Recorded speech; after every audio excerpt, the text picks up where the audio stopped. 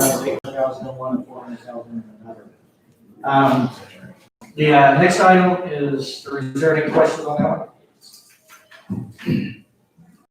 So the EMS station right now is downtown at Bryson? Correct, but so this would be to add a second EMS Right. unit in the city. And so I thought it was initially planned for the one that was going in Treviso. Right. And then, okay, so that changed, but, so we don't have any EMS on the whole east side of town. The only one we have is the one at West City Hall. So those two seem pretty close to me, is why I'm wondering why, when I first read this, I thought it was the one at Crystal Falls and Reagan, Got it? but it's not. It's not. No, the hall is close to that. Is there- So, yeah, so. EMS by Cedar Park and pretty much. Yeah, so Cedar Park's got 3 EMS units, Louis Hill, I think. So EMS is ran by the county. Yeah. And so what we do is we work with them on identifying where they would, where an ideal location would be. Okay, And so when we look at moving the one that's from its current location, that for other city offices, so we looked at, where we better go in Station 1 or Station 3. They ran their models and they're like, you know what, it's kind of a 50-50, either one of those would work. And so they're looking at, where would we be best to bring another unit? And they recommended kind of lower, kind of southern part of the city. okay. They do have, Medic 51, which is off CMS Road. And so that'll come over, and they also have another unit there in Cedar Park that shoots over on the radio. Yeah, dude, the one near, Yeah. going to Arrowhead or Cottonwood. Okay, all right, thank you. Sorry about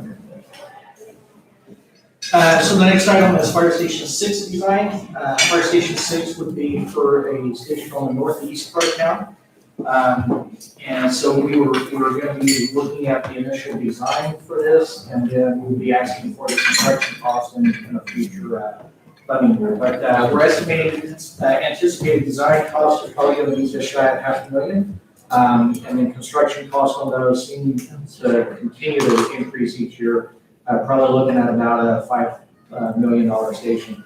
The station would be designed as a master plan, and so there's probably going to be a little bit more design cost initially to help reduce those duplicated designs in the future. So if we can come up with a master facility plan, then the next time we need to build a fire station, we just plop down the same plan. And so usually with those, you're allowed a little bit of changes. We can, I think, change up to about 10% before they say that, okay, you're redesigning the station altogether.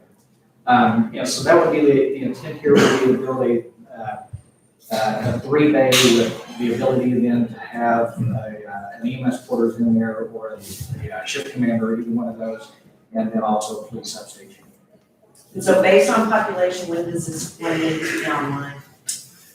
So there's a couple of different things we look at. One is population, the other is also call volume, and then also the threats and stuff that we have in those areas. So usually what you'll see is one fire station usually serves an area of about 10,000 people. And the spacing on those usually cover about 5 square miles. So it's something that we've been working with GIS on being able to get it set up to run some models. I was able to get all of the counties, we've kind of appraisal district values and stuff, so we've got all that data. And then also with the census that's going on, we'll have good, accurate census data, or the most accurate census data instead of 10-year-old census data. So when do you ask? Yeah. So estimated on when to construct. So we're looking at FY22 to start construction on it. And then it's going to take probably close to a year, and so that's put it in about FY23 to establish. And this would be an example of a project that David would typically now. Yeah, so once we get to The master. what I'm used to in building fire stations in my past is I say, I need a fire station here, and then like a couple of years later it shows up, right? And so where David comes in, right? And so he's been, yeah, he does. He's been phenomenal. Once we started on Station 5, that's under construction right now, one of the first things he did was found something that big item out there. It's delayed the project, but it will prevent us from having to go back years later and do a lot more expensive. It was something that our own, design team did not catch, correct?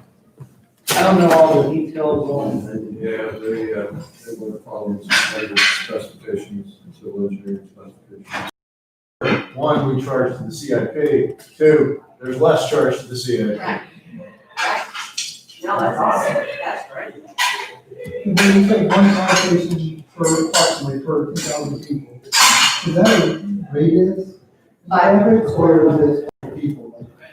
So it's gonna depend a lot on the density of those areas and stuff, right? So usually what you'll find is that in a residentially developed area with a lot of single family and some apartments and stuff, is that you can get to about 10,000 people in 5 square mile area. Okay. We're in that service area. Gotcha. And fire station number 6, if we already purchased the land? So we have land that's been allocated to the city, but I don't think it's in a good location. So that'll be part of our scope also, is when we get the data dumped in the GIS, is locating where that station should be. Where would that one be? Where's that land you're talking about? The current land is at the water tower by Kaufman Loop. The reason I don't like that location is it takes away half of your capability. So it's up on the northern limit of our district, so then you only get the benefit of half of its response people. Right. And so I think it needs to be pulled further south. I think we need to work with transportation and stuff, and look at what kind of infrastructure would better, I know we don't have transportation, we're working with general services. Public works. And be sure that we've got the infrastructure in place to be able to get to locations faster than having to build other additional fire stations. So, yeah, I mean, spending $500,000 on design when we don't have land yet. Yeah, so the design of the station though is gonna, you're gonna have to have a certain size station, a certain square footage, right? And so, once we do that, then you just gotta find the acreage that will allow you to put it on. So we already have our newest fire station has 3, 5, 4. 5's being, Which one else they did? that's 4. 4. So you couldn't take the design of 4 and just. Sorry, San Gabriel's 1. 1. So you couldn't take that design and just plop it down on a piece of land and say, bunch of design costs? I mean, that's a pretty high-tech modern fire station, right? Yeah, Or the one being built at Teresa. Yeah, so the concern with both of those is that they don't have the space that we need for the additional EMS orders and stuff. So station 1 is closed, it doesn't have the PD offices, so we would just need to look at seeing if we can modify it to include that. But we do need to make sure that what works well for us would be, you've got a main building, that you've got your kitchen, a lot of shared resources and stuff. And then you've got your bay area, and then you have separate sleeping quarters for the EMS unit, and that way they're not on top of each other as you go in and out throughout the night. So EMS would be required to call future as well. So the way we would build out would enable you to have at least 2 companies that will work out of the fire station. And typically what you see is that you'll have a engine and a truck in one fire station, and then you'll have an engine and an ambulance. So your engine expectations to get to a scene is a lot more than an ambulance or a ladder truck. And so that allows the ambulance and the ladder truck to use space for their department. You have a problem?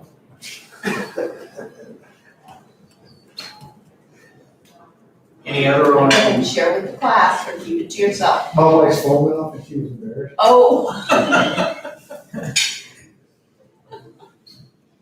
Okay, sorry. No worries. Keep going. Any other questions on Station 6 design?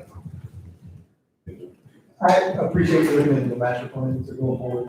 We don't waste a lot of money on this. That's very smart and very appreciated. So the next item is for another fire engine. We currently, I've got another page that's further down in there that shows kind of our replacement schedule. So we've got our frontline fire engines that are staffed, and then we also have reserve apparatus or reserve engines that are used whenever the other vehicles are down for maintenance or repairs. And so we currently have one reserve engine, and then we've got one reserve engine that we've held on to that's over 20 years old. And so this would be to replace the 20-year-old engine. What we would do with that is put that engine in one of the frontline positions and pull one of the front lines into reserve. And that way you get more use out of it. And so when you look at the engines and how often or how long their lifespan is, usually it's somewhere between 7 and 13, 14 years. So I've built out a replacement schedule on a 10-year replacement. And what that does is that allows you to have it paid off before you get into a lot of expensive repairs. And our fleet replacement fund is built on those parameters. And so we're then able to run that vehicle and then shuffle it over into reserve status. And you, just with the timing of them, you're able to have frontline engines that are newer, and then the reserve units are there for a few years. Reserve units run about as much as the frontline units do because you have a lot fewer reserve units than you do frontline. And whenever they go out for maintenance, they're usually down for a while. And so they go out for weeks on end. Now, aren't some departments going away from having an engine go out on every call? Yes, yeah, so there's, some departments will staff up an additional unit in here, to run a squad. And that is something that we've looked at, but you wanna make sure that that's, typically you wanna make sure that you have the fire protection resources here, and that your squad units are build that gap between, your protective levels that you have to have and your call markings. And so you've got to have that engine that's there for the structural protection. And then if you've got a lot of call volumes that your engine's not able to take, then you have that squad in to be able to run those other medical calls. What we're looking at, probably a few years down the road, would be expanding the community healthcare medicine program. And that would be then that would be more of one of the smaller squad type units to be able to go out and respond and not just handle those emergency calls, but be able to follow up to keep them from having all night. Rick, you got something? As we added, let's say over time, the staffing for the tiller truck,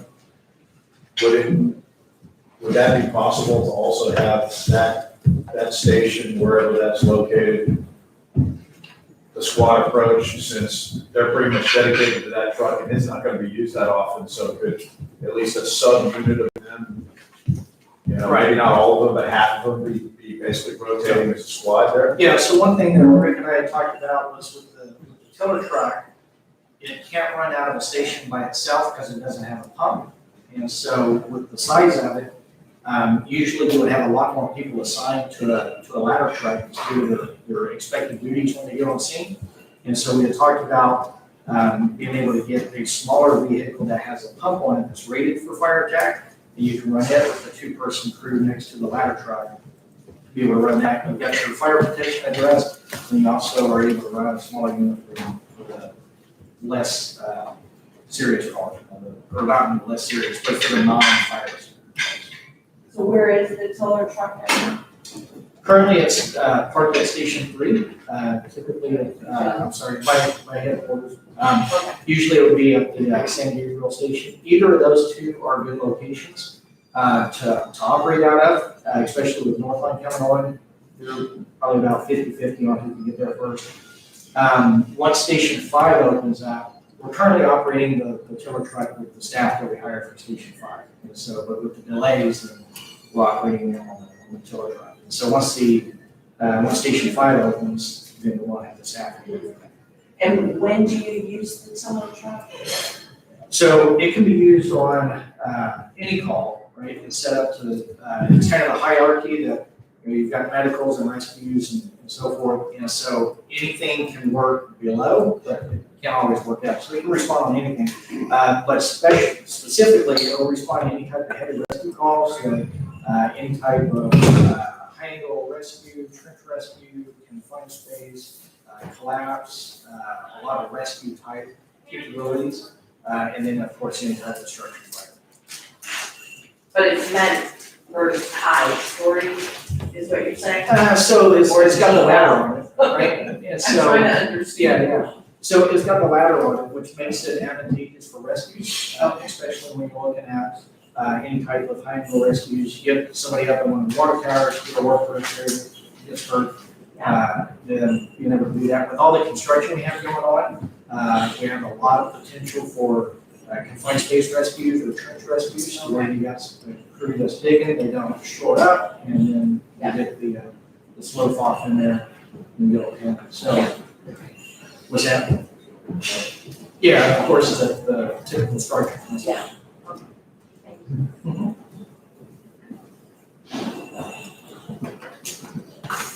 Do you know, going back to the squad, how many calls would you say, once we had that a traditional engine truck wouldn't go to? Is it 20%, is it 30%? It'd probably be a lot higher than that, it'd probably be at least 50%. Okay. Because, a lot of what we respond to is medical calls. I did some policy changes earlier this year where, for medicals, we only respond to priority 1 medical call, so that's gonna be the highest priority. County goes through their dispatching protocol, and the more questions they can ask in the lower priority the call list. And so if it's not a licensed sinus call, then we're not running on it for medical. And what that does is they're still getting the ambulance. The ambulance is still responding on it for medical, but it leaves our fire engine then available for a fire call. So if when we have a fire that comes in, we're the only agency that responds to that in the city, right? If we have a medical call, the EMS is primarily responsible for that. So it's better use of resources to make sure we're available then for either a priority medical call or a fire-based call. Yeah, that'll be huge, actually, should be, probably. If it's that high.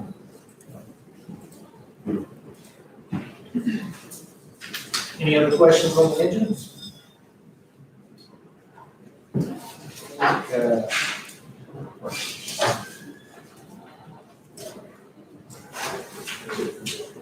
Included in our CIPs, kind of our current project, summary of where we are to date, and then I included at the end, 3 new kind of big ticket items that will do to improve the wastewater and water treatment. So the first one is the West Drive sidewalk. This is a project that we're funded through FIFO on, or it's partially funded, or we're obligated for 20% and we're paying 80%. PSA is our engineer on this project, and they're 90% design. We're waiting on text comments before this goes through. So of the approximate $269,000 for design and construction, we're looking at a city obligation of about $54,000. This is to kind of help with the Leander middle school area right there on West Drive. Questions? The next one How is. big is their sidewalk? I'm sorry. I'm sorry. How big is their sidewalk? Mostly 5 foot. There's not a lot of area. There's a open ditch right there, so it's pretty tight. We were looking. It's 15 feet, actually. It was a little tight. The next one is County Road 290 in Druid West. This project was designed before I started with the city. We're waiting on AT&T to move their box. They kind of entrenched there for hopefully the right here to. Can we make them move? I Put them in the I box? call them, the engineer calls them, I've actually talked to Justin in Robbinsburg because he had a pre-con, the same AT&T guy. Pre-con, and I thought, well, is there something, can I get him, because we couldn't even get him on the phone. So I had a call into him Friday for some solution, so we're working on that. But once that's completed, we can get plans to talk through Robin's shop to a review and so hopefully we'll want some construction. It's one where we want to get the construction done in non-school time because the school buses and everything in that piece, it's just a narrow turn right there. So we want to do construction on the first construction. So I don't know, maybe Smart, okay, so, the third one is the traffic control and operations center, so you've seen a couple of these items come through where we're working with Leander to coordinate with TxDOT on their signals, we're making good progress on that, there's a picture in your binder, kind of the assessment they've done, and the things that were, modifications that we're requesting, we know we won't get them all, but a lot of the particular upgrades are, I mean, they're warranted, so. And do we know where we're gonna put that ultimately? We're gonna house the. So for now, we're going to just expand, I mean, it's just gonna be a computer and a monitor for now, so we're just gonna make a small expansion to our sign shop. And then, you know, we look So at at some future in the public future, works we buildings and stuff. we can Have something in the future building and Do do a like a scan. command center that even with interface with Right, with heating, PD. with fire, all that. So for now, it's just gonna be it's like here. And then we just authorized Iteris to basically order the equipment to upgrade our current signals. So this is kind of the first step into getting our signals up to par to be able to communicate to one location. I guess I misunderstood that when we were acquiring the TxDOT ones, I thought basically they're turning them over to us, but it sounds like no, we're paying. No, they're turning them over to us, so we're asking for upgrades, you know, some of them don't have working pet signals, this, that, and the other, so just and then, so we're asking them to do those upgrades before we take. We're them in. inventorying all the things that lack, basically. And that's what I thought I understood, but so then why does it say 94,000 for signal acquisition and then? So that's for the 94 is for the engineer, so that's for, Kimley Horn To do the to assessment. do the assessment, coordination with TxDOT and work on that, so that's the engineering contract. That's not TxDOT. Okay, and then the upgrade? That's the Iteris, that's the traffic signal contractor, so that's upgrading our current signals, not the TxDOT. The ones we, So that is, I'm sorry, yeah, 175, 390. That's upgrading so they can talk. Thank you, home, communicate. Okay, thank you, got it. Thank you. Yeah. And so this will kind of spill into FY21, where we're gonna finish the upgrades to our current signals and then work on expanding our shop. And Gina, this means once this is implemented, we'll be able to control those signals and get rid of some of the. We will work on, timing, so we Timing, can time timing is corridors. signal synchronization. Right. Huge. Yeah. So that's another thing we'll probably work with Iteris, because they're the go-to, ready for this area, they work a lot with TxDOT. And getting those signal timings working, and we're also working with Cedar Park, they operate one of the TxDOT signals now, the one at Osage, I think, because it's so close to Blockhouse. So they just operate it, we'll probably keep that one with Cedar Park, so, you know, that, but yeah, we can work on that whole corridor timing, get that. And then mostly it's also it's a maintenance thing too, where we can know without somebody calling in that a light goes out or that a signal's not functioning, that kind of thing. We can put eyes on it without physically having, and possibly fix it without looking at the field. That's a big deal for us. We kind of go into the wastewater, we have Eagles Bend Microtowpaths, which is the wastewater service relocations. This design's complete, it's in review with Robin's group, so they're doing construction. This is taking, some of them are quad services, and we have a lot of maintenance issues in this area. And so it's taking those quads and relaying the main line and turning them into dual services. And so are we paying to bring those wastewater lines to their house? So they're already there, so we're laying the new main, and then we're gonna relay the lines, to their house. Are these houses hooked up? They're currently hooked up, that's what I'm saying, they're hooked like 4 to 1 service, and so they get a lot of backup issues.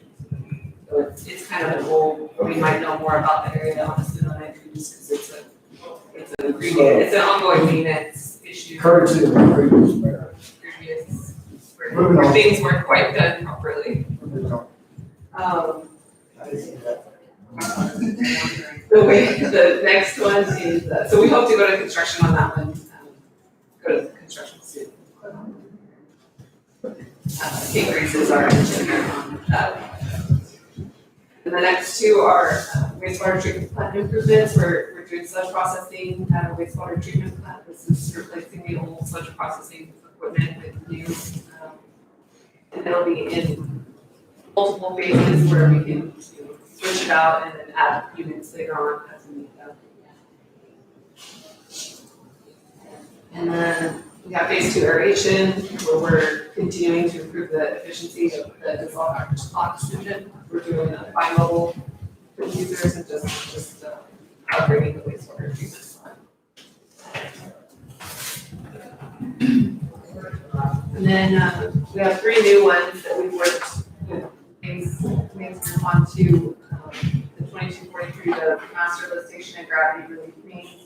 So this one will take out 2 lift stations at our plant, replace it with 1 larger upsized lift station. And it'll also lay new lines so that we can send water to the Russian regional system. So this delays our, I think it'll last over about 2 million gallons of diversion and redundancy. And great feeling that engineer that's worked with us on this, give you guys kind of an overview. This one at the winter retreat. So this one will allow us to delay our plant expansion for a few years. And then it also provides redundancy. Wastewater service up and down, Right. 2243 Brushy Creek area where we don't have any service. We spend almost $6 million now to delay the 47 million. But it also provides Interim. interim, I mean, it delays us, but it also is suited for that future extension too. So we're not, That was my question. it's not, yeah, it's not You read spending my it to mind. not, okay. Thank you. I didn't run this stuff, I guess that's wrong. Okay,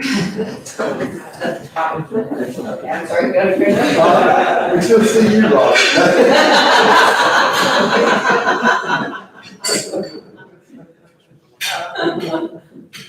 So we also had a lift station survey performed, so this next, he puts our lift stations on a maintenance plan where we have like a kind of our older, 8 of our lift stations that have given us the most trouble, I guess, and older. And so we phased them out over 3 years to design and just make improvements. So, but 2 of those lift stations are included in the previous project with the 2243 master lift station, so that we, those would come out of this one and go, if one is done and not the other. So this is just rehabilitation of our current lift stations to keep up with maintenance. And then the last one I have is the. I'm sorry, question. Yeah, sorry, I'm going too So fast. this is replacement of 8. Some of them are replacement, but most of them are just rehab. So it would be. Why does the engineering and the design, why is it $590,000? If we're just replacing. It requires some upgrades and redesign in some of them, so, I have it broken down a little bit better. That's okay, well, I'll, Yeah. that's okay, we'll look later. I was gonna say, I have that, and we have It's okay. them put together the sheets. So, yeah, it would take some redesign in some areas to upgrade them. And then the last one is installation or design and installation of sludge processing at Sandy Creek. Right, you can see the bulleted items, our wet hauling costs have substantially increased over the years. So this would be the design and installation of a belt press at Sandy Creek in order to make it more of a dry haul than a wet haul, and then to get those costs down as well as improve the efficiency of Sandy Creek, where we're cleaning our filters, putting it in the lagoons and settling out, and it just gets it out of the lagoons instead of in the lagoons. So it gives us a more high sludge concentration and more efficiency with our backwashes and downstream. We're not putting dirty water in the lagoon. Is the sludge, the wet haul thing, is that on every water treatment plant? has some wet hauls. I believe so, yeah, I think it did to a Yes, you degree. got- I think that this, It's your filter backwash. right, but the problem here is we're backwashing so frequently, our wet haul is more wet than dry, and so you're not efficient in that case. If you have a belt press, you can haul off more dry and let the wet stay when you try to be more efficient in that. I tried to talk this. You did. I know we're running out of time, so. And then that was the last, those are our 3 ones. And then I think On the engineering side, there's really nothing there, per se, other than what was, earlier is in your executive summary related to DCR waiver, just a couple pages related to it, which we discussed some of, if not all of, earlier. One of the things that we just hate to run out of time due to some of the issues last week, with the plan, and in fact, I was on vacation Friday evening. One of the things that we are in the process of doing, we are pushing our consultant, Freeze and Nichols, on the San Diego Roadway project, which has been a troubled project from the engineering point of view, engineering consultant point of view. There's a school under construction there in Palmyra Bluff that will be up and running in August of next year. So we have got to get the connection from Palmyra Bluff along San Diego to Reagan, so that we don't have the school buses and all the school traffic going through the neighborhood in Palmyra Ridge subdivision, which people will complain about. So, and there will be a signal involved in that at San Gabriel and Reagan. We're only building 2 of the 4 lanes, which is something that was recommended, not by the bond task force, not recommended by me, because it's a very inefficient way to construct roadways, to construct half of a 2-lane roadway today, and then the other half 5 years later, whatever, that costs you about 170% of what it would cost if you did it all at one time, but, And Palmyra did just their frontage. Palmyra did the 4-lane portion with the ending bound of Palmyra Ridge and Palmyra Bluff with that overlap. They did all 4 lanes. That, well, they paid for 2 of them, we paid for the other 2. And, matter of fact, probably at August 6th, there will be a, right-of-way acquisition request for this, for the right-of-way that we need to do this particular section of San Diego to Reagan. So how is Palmyra Bluff getting in and out? But north-south through the Palmyra Ridge, How does Loganville Way. that satisfy the 2 There's interesting? there's 2 separate, there's 2 connectors to San Diego, and San Diego's 4-lane also. Oh, I know, but, There's, never mind, we'll look at it. there's 2 north-south connectors. But to get to Reagan, there's 1. To get to Reagan, there is no connection to Reagan now. You have to go through, north-south through Palmer Ridge. That was my point, is I'm surprised they were able to build on the bluff without having But they have the 2 ways in and out. You've got lining up, Lining Oak and Palmer Ridge Road. which is where they cross. Okay, sorry. Right. That's it for me. Like I say, most of what we presented is in the DCR way section as far as the one. All right, so does the CIP subcommittee have any? Yeah, I would like to say, we've met a couple times, I know that Jason and I met, but as a committee. And, I went and looked at Campo and I think some of the county projects and got an idea of what their summary page entails as far as information. And then put together a request, kind of a bullet point list, I think, that I sent to everyone saying this is the kind of information I think council needs to see. So that we're making more informed decisions and somehow get to the point where we can rank and prioritize, there's 200 projects, right, on the books, something crazy like that. And so I had one of the bullet points, but then Jason killed it and created this incredible spreadsheet where it actually changes color. If you're over budget or over time, it turns red. And if you're under, it's green. So I really, really appreciate that. But now, before we can make our recommendations, we need staff to add all the data that we've requested into the spreadsheet so that then we can evaluate it, make some recommendations, and bring it before council. You go from there. Can you pull up the, process guide that David's developed with all the development? It's in the back. And David is gonna pick this up right now on one of his other projects in interim. Until we get our, because he's gonna be helping manage the projects. He's got some good ideas, so. Some of this information we, as council, we've never seen or had before. It may have been given to us in hundreds of pages, but yeah, never as a whole picture, which makes it really difficult to evaluate and analyze.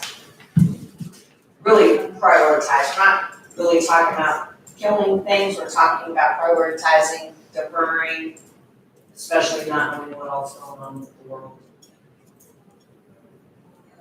So this guy, hold up, it's in everybody's package, the introduction to safety process.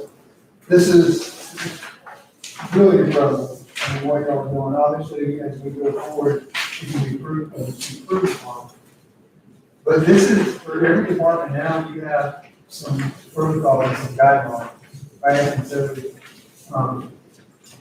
you'll have solid guidance, and then just won't be like changing week to week. So this is impressive, and I think this is going to benefit the staff greatly. So I'm impressed. Yeah, it's great. Everyone's been very, very And helpful. council, you should look through it if you have it. It's not stunning read, but I mean, if you look at it and think about process, there's a process in place. And it's also meant to be transparent, so everybody can ultimately understand what's going in. It's a process, what the thought is, how they line up and what timing, so.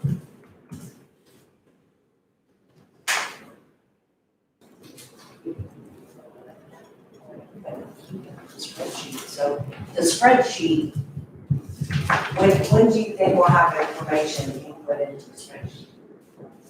Spreadsheet? The one that I wrote for the council, you, I haven't seen that. Sure, see it. and then me and Wayne were going back and forth, and Wayne wanted me to put in 5% over, the problem is you can't do it in formula. Sorry. It's on, it's more than $3.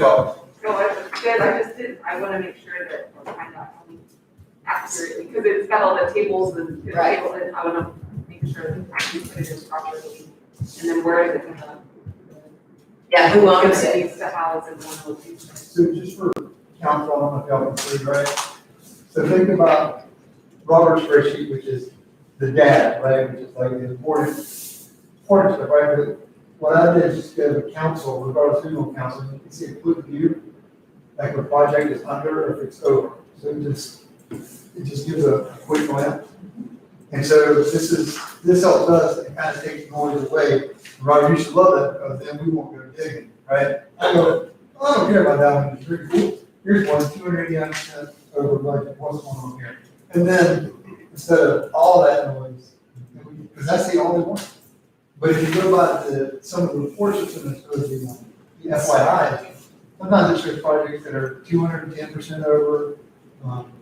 But That might not necessarily be true, but Right. all of them is taking Robert's data and made a storyboard that's dumbed down for us. But it's not all the projects, is it? No, I just did a start to see how, Yeah. what everybody thought about it, and if they thought it was useful. What can spend maximum time. Yeah, But the thing is, going forward, I mean, you don't have to build this, you just have to take data, and then look at that, and all it's in the pocket. so that was the question I was asking, is how soon do you think we can get? I mean, we don't need all 200 in there, because about 150 are pretty much just dead sitting there, so. I think the answer to that, I think that Rick and staff need to go Do we need to and figure out which of those projects can go away right now. Yeah. And which ones need to stay on board, and then bring in and let us talk about that, because right now, I go back, it's just too much more. Right. It's just too much. And so that's the next step, so however soon you guys can do that, then Jason and I can dig in, and then that would enable Jason and I to, with staff, make some recommendations and priorities based on a lot of, So David, I know David is kind of taking over this piece, rather than have finance put the book together for this timeframe, with the understanding that whoever will step into the CIP role, now that, you know, Terry's not here, are not gonna come back from maternity. So, we'll get together, let's, your shop, Gina, everybody involved, and, synthesize this, come up with really a timeline. So this can be useful going into this budget and then carry it into, as a tool for the year. That's the goal. When do we vote on the budget, September or August? September 3rd. yeah, we need. We'll need it this. ASAP, given the budget schedule. What can we do for that workshop, the CIP workshop that we was asking about, for the supplement, and that might. Yeah. No, no pressure. No. But, you know, we're being asked to approve increases and projects, and we need this. The whole point is Better decision-making. data-driven Right. and something that lasts much longer than this council. Just so that people understand why we are where we are, where we're going, Where you went, and where we went. and that it's friendly. That's the end friendly. So thank y'all for all your work, it's a lot of work. All right, we're done. Awesome, thank you guys, I appreciate it very much. Okay, so I'm gonna do a briefing on Capital Metro. Mike, you can pull up the website I gave you.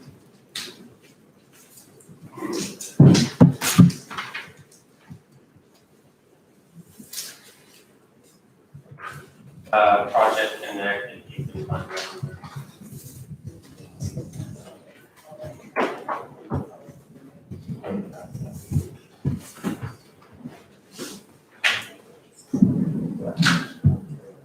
That's in nature.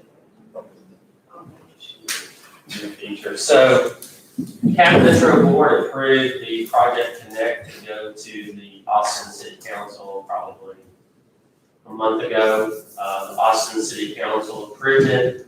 So the next thing they have to do is schedule, approve it to be on the ballot, which they will do. So this is a $9 million system that is being funded by mostly federal dollars, but I would say 60-40 federal to Austin monies.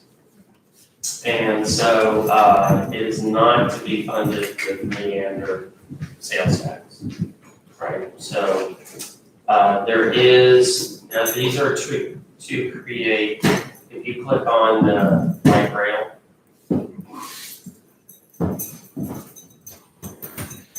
okay, so 3 new lines, orange, blue, and gold. And then click down some blank. So click on that, yeah.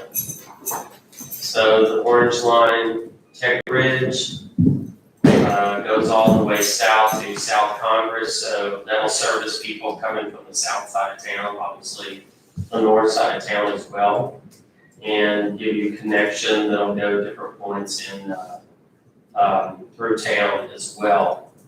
The next one, Mike.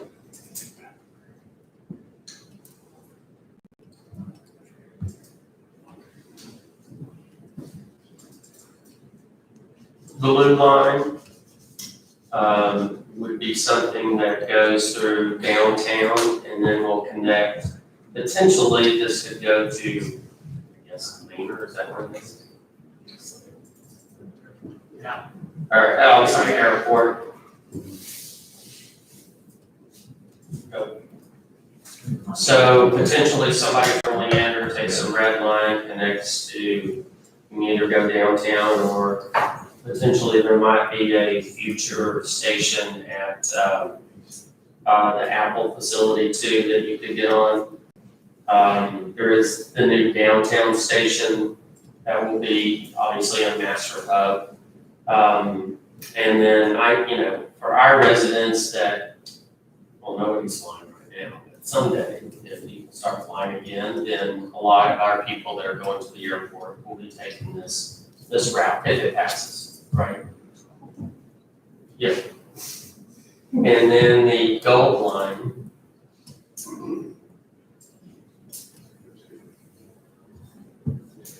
Okay, starting at Highlands, coming down to South Congress. It's out in Torrance Shores, obviously St. David's, a lot of the medical school, UT.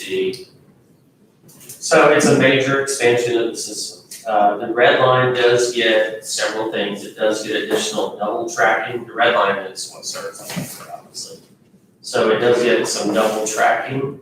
It gets a new Broadmoor station. The Broadmoor station will be the closest to the domain. So Calla Place, the soccer stadium, the domain, will finally have something that you can take the red line from Leander and be able to go to the domain. It's gonna be pretty nice, right? And then it's got some station upgrades. But primarily, this is an Austin-based system. I mean, let's be honest about it. Most of the resources here are going to be inside Austin. Again, I supported it. Mainly, to be honest with you, I think a better system helps the whole system. Because right now, one of the biggest, I think, negatives about the Metro Rail is that it can only go to really one line.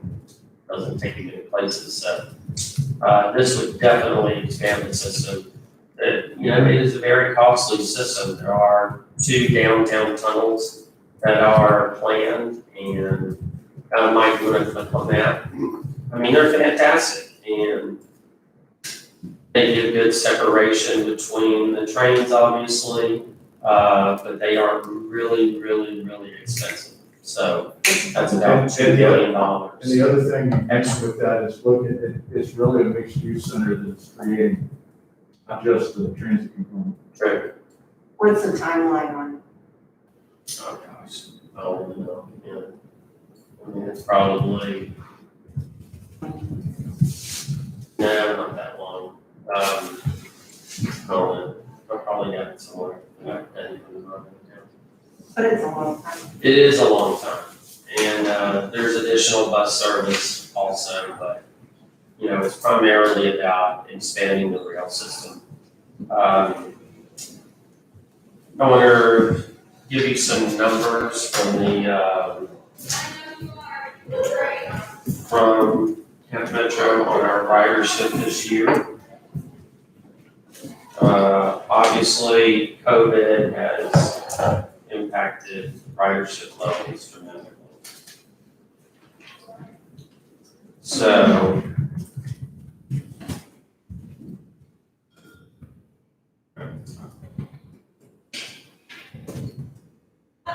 (2019), this is the Metro Rail, 225 boardings, this year 59.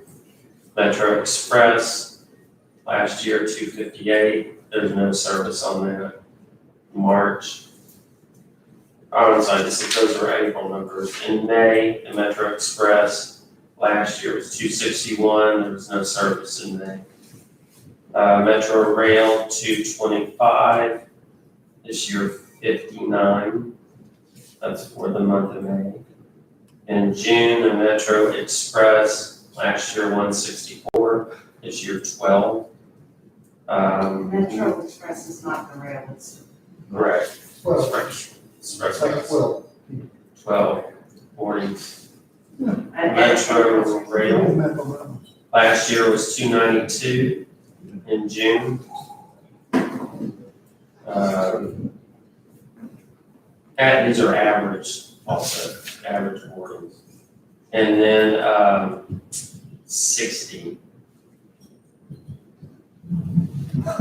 So average weekday, so, Quite associated. I mean, it definitely took a hit.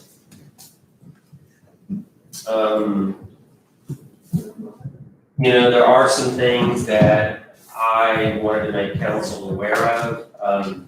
So the idea if Project Connect passes is that there would be an autonomous board that would help be able to make the project go faster by eliminating the need to go back and forth between Capital Metro's board and Austin City Council. So the board was initially presented to us as, you know, no elected officials, autonomous. There was no talk of budget involved. So we got the initial ILA set up and it's changed quite a bit. The mayor of Austin's on it. There is a Cap Metro board position, which can be an elected official. And then, you know, there will be attempts to get business people and some people. These are paid positions?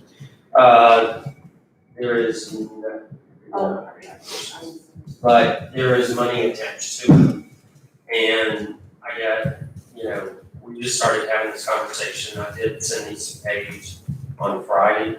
And the thing that I think troubles me is, you know, number one, you cannot participate on this board if you do not live in the city of Austin.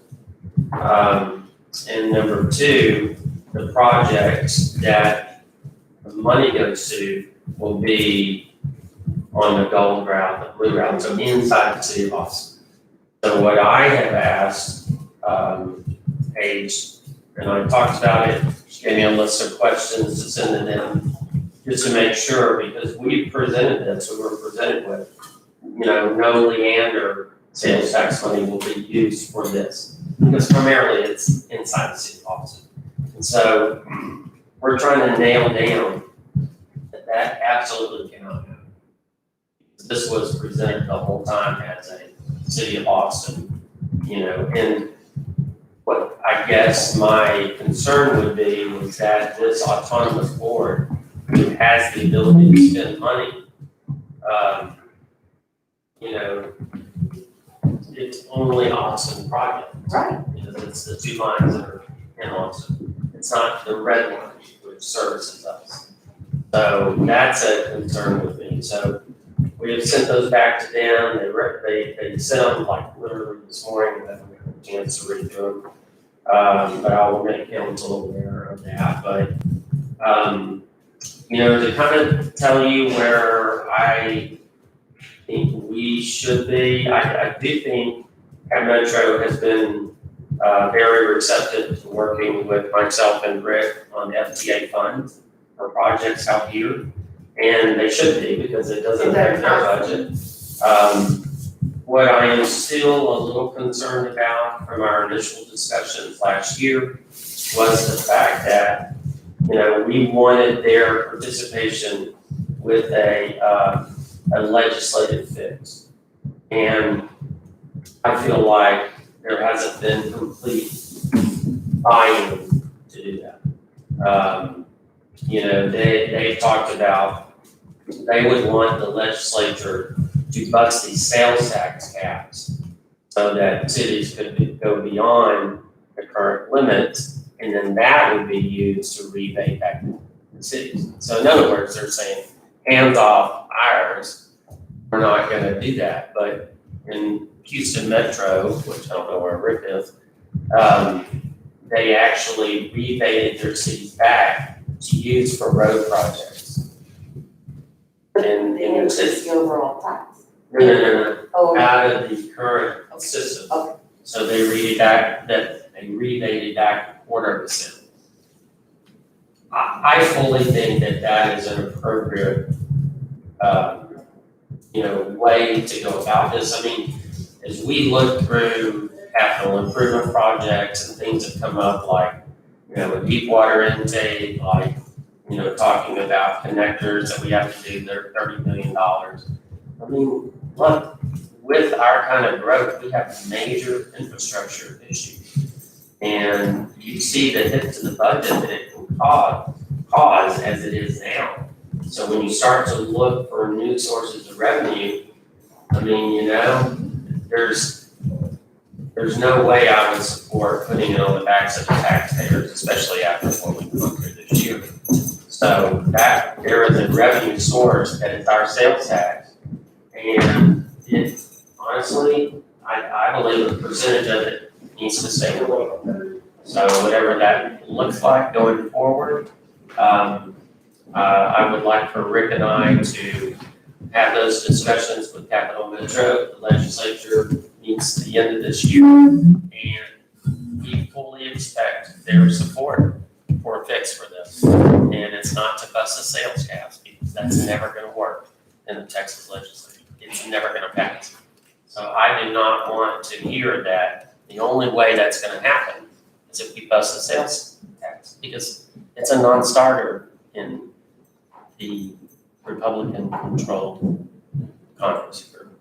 So, these are gonna be tough discussions, but they need to be had, because we've got too many, it's simply financial. It isn't totally based on the merits of the system. Obviously, if a project and it passes and this becomes a better system, I do believe that our ridership levels will go up. When we get a vaccine and, we get past this current climate, I do think ridership will return to its previous level. But at the end of the day, the ridership wasn't as good before as it could have been. And I 100% put that at the feet of Cap Metro, because the service levels were not there for the ridership to be better. It wasn't a system that would accommodate somebody Monday through Friday that needed flexible times, because there was a 4-hour gap.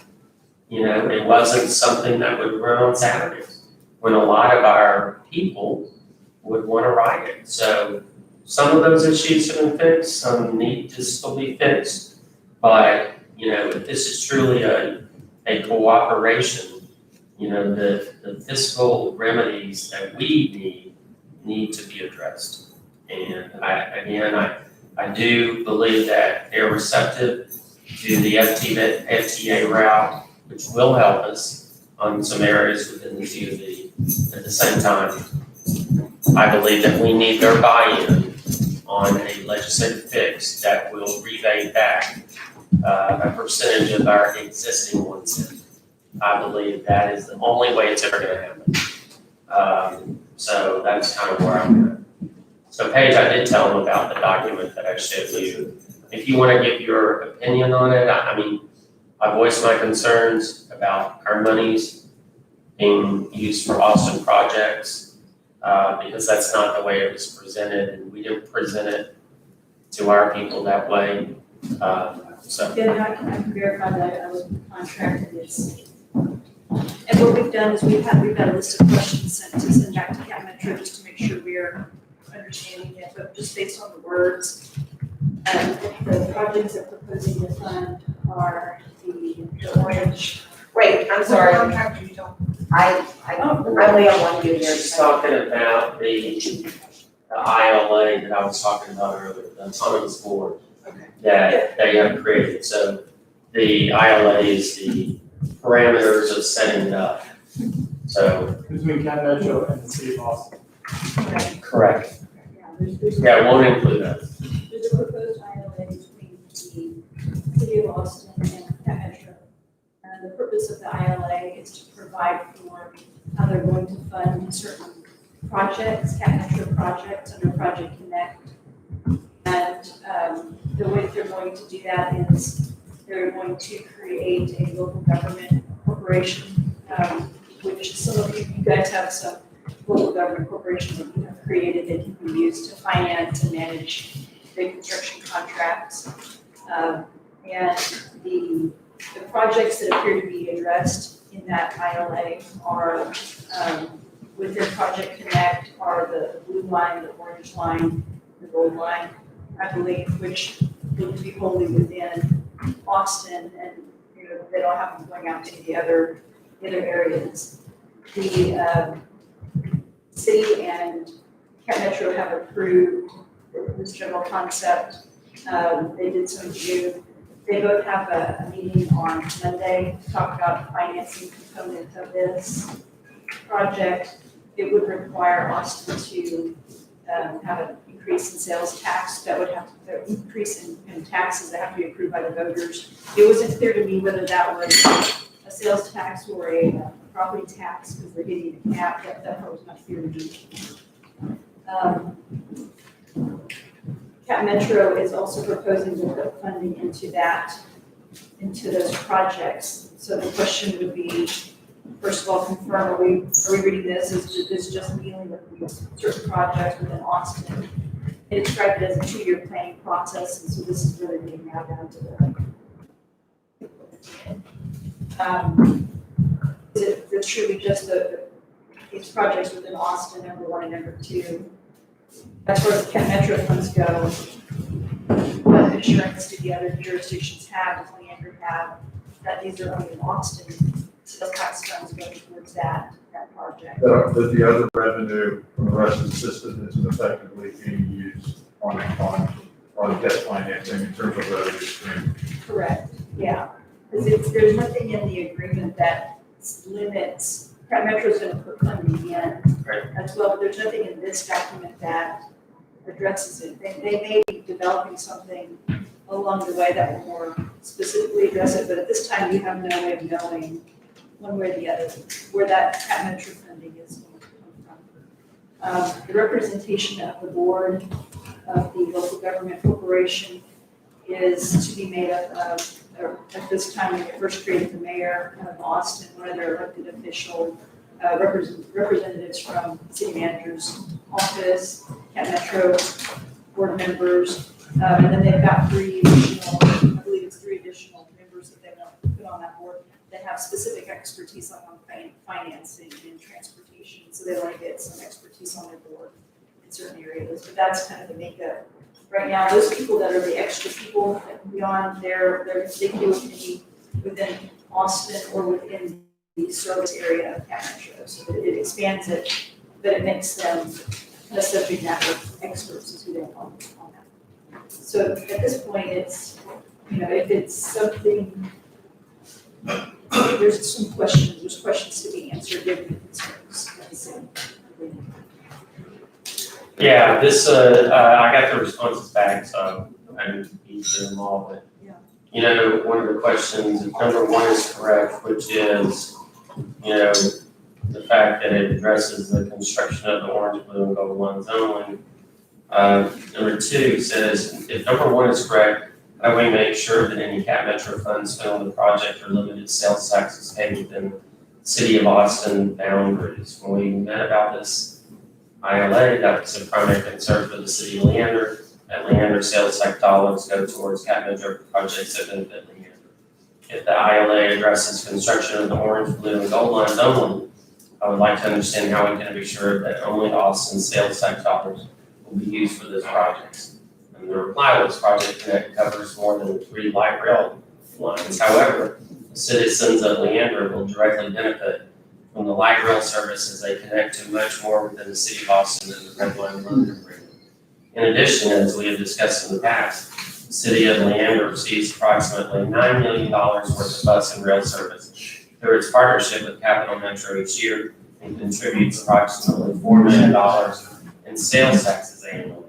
the city of Austin, that's wrong. And that's wrong. The city of Austin, sales tax receipts currently fund the service to Leander.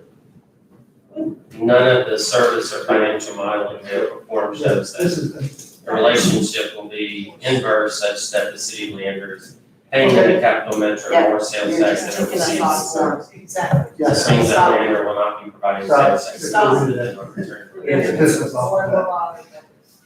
Yeah. I thought that would go over well. Does that also mean that at some point down the road, Leander would be obligated to the debt that's financed by the in some capacity? Well, here's the thing, Leander might not directly, but if, my question is, if there is any of our debt were to be, let's just say it's our revenue to be used against debt, then what would happen if we asked to partner on a project within Leander and have part of our revenue as part of that stream for the debt?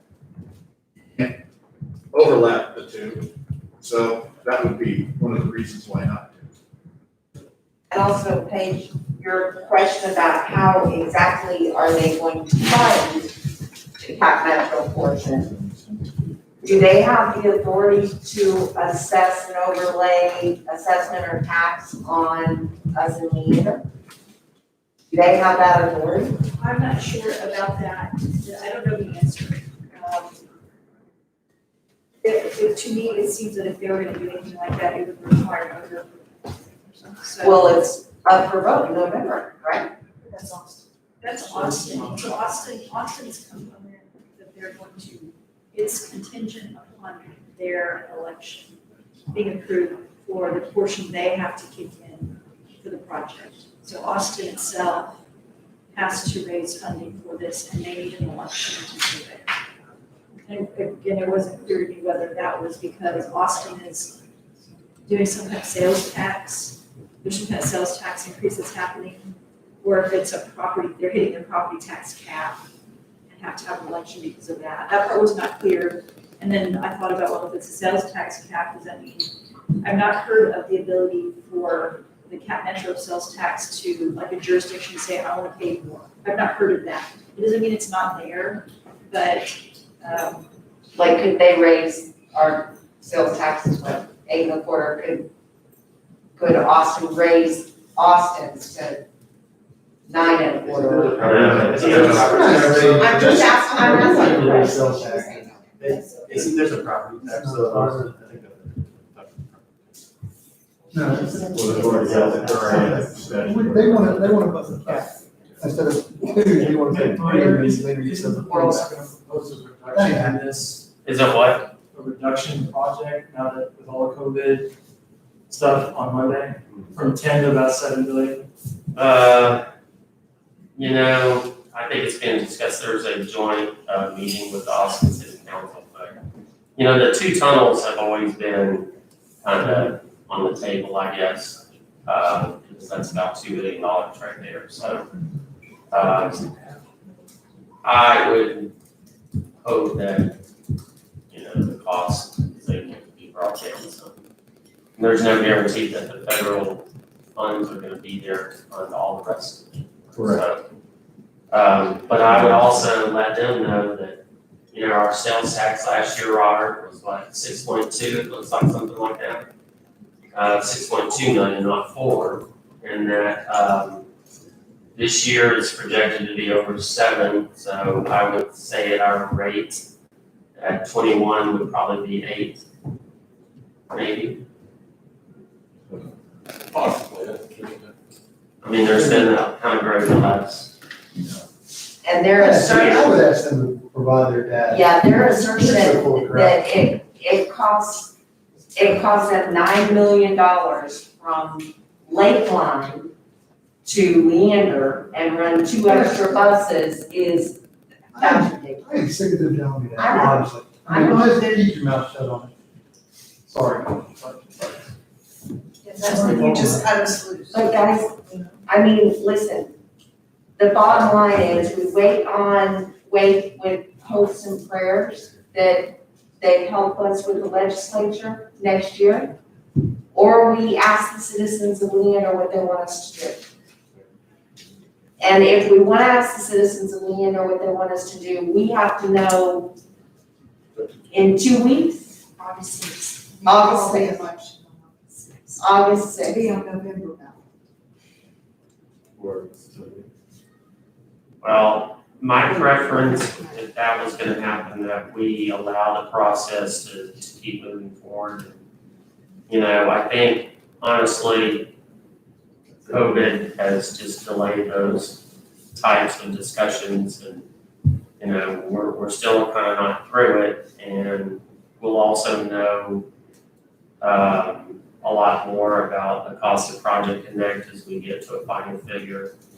And, you know, like I said, the legislature, being that it starts back up, really what I want to see from Cap Metro, quite frankly, is I want to see them honor their commitment that they made to us last year, to me, that they would support an ability which will help them grow the system into a regional system. I've said it all along, you know, look, I mean, most of the congestion we see on the roads is coming in and out of Boston every day when things are normal. So if you want to alleviate that congestion, it has to be a regional type system from the suburbs in. So, you know, they say on the one hand that they believe that, but then, you know, they resist doing the things that they need to do to make that happen. And, well, it just goes back to, I believe that they believe it's an Austin-based system. And honestly, a lot of the congestion is coming from the suburbs. So there's a disconnect somehow. The rail line benefit, that's what we saw. The rail line does not benefit, even in their conversations, it's like, we want people to get on the train at the end and go to Austin. And I've already told them, wrong, we want people from Austin to get on the train to come and spend their money on the end. It should be both ways. I don't, It was just Well, sold that, but that is yeah. not. it's not, Well, it's filming. That's also why those other pieces here have to be part of the answer, and to me, Agree. that partnership needs to be there to make that happen. That needs to be a thought as well. Yeah, I feel like we got a few months to get the partnership in line. Yeah. Or we're gonna have an issue. It's So- not 2 months, it's 2 weeks. No, I know, for that, when he's asking for Yeah. something different, he's asking for something different. He's asking us to give enough time to allow this thing to try to play out and try to honor their commitments. Yeah. If they're able to do it, then amen, let's move forward. And if they're not able to do it, then there's no. But what are their commitments to us, that they Sure, I can would help us not with fight us? I heard two different things though. We've asked them to help with legislation, they've also told us they can't help with legislation. So I'm hearing. Right. well, they, you know, they initially, when I took I canceled the item on our agenda to discuss hiring an attorney and asked council that we delay it based on the conversations that we had. It was that they would support a legislative fix to the issue, which is that they are only able to collect the 1 cent, not rebate back, without the legislature giving specific approval. And I believe Houston Metro had specific legislative approval for that. My problem is that all of a sudden their thinking seemed to change, and it was, well, we're not gonna really touch that pot of money. We want additional sales tax. So the only way to get that is to bust the caps, so we can get more money in, and then we'll rebate it back. And that isn't what we talked about at all. And look, I would just say too, that it's a little problematic to me that we just renewed, and I voted to renew it, but the deal with Round Rock to provide bus service was at $300,000. And then they get a federal subsidy that kind of adds to that cost of about $400,000. But I mean, when you consider that we're gonna pay $7 million for bus and rail, it's a little problematic. And to me, that kind of thing, encourages those kind of one-off deals, you know, at an amount like that. It certainly encourages me to go back to my citizens and say, look, I mean, with our, you know, revenue challenges, you know, maybe the best thing is to get out and then turn around and full contract back for service. Why wouldn't I want to do that if that's the model, you know? So I think there are tough discussions that we need to have.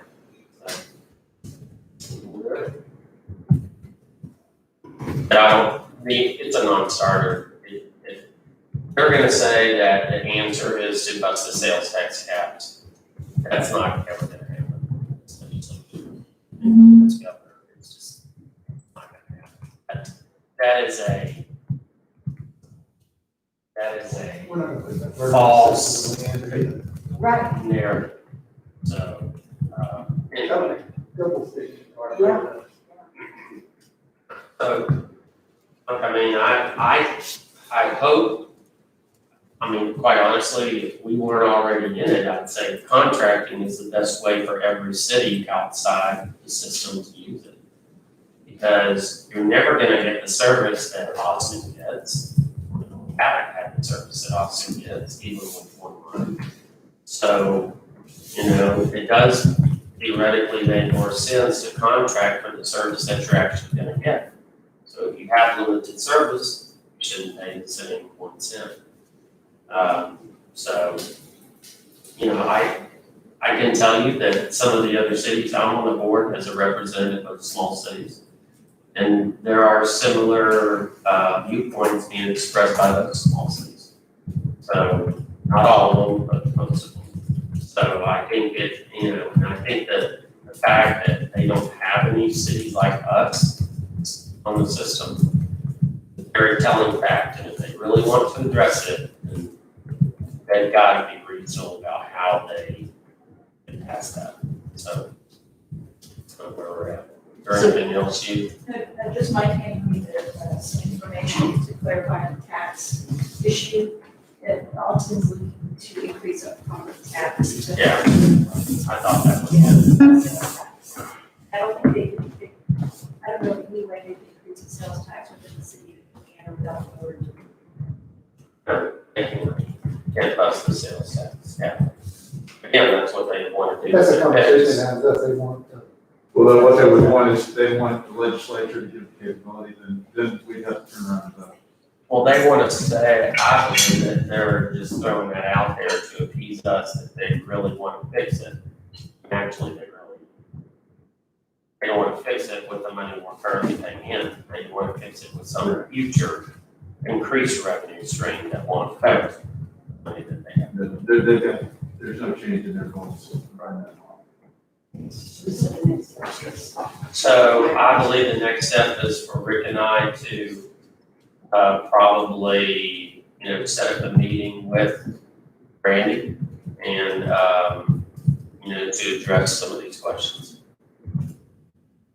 And, Mayor, do we know, they say it costs $9 million a year to service Leander, do we know if they're charging us for all the track maintenance and upkeep north of the Lakeline Station for Cedar Park and so forth? you know, the devil's in those details that we didn't see. You Well, know, so we heard the $9 million figure from them. But like the $4 million figure, that could be incorrect. So that attorney, Okay. just like he would investigate. Just for the sake of, you were talking about the ridership, I have to, from 2015 to 2019, I mean, it's flat, 2015, January, 224 average daily volumes, 2019, 224, no change whatsoever in 4 years.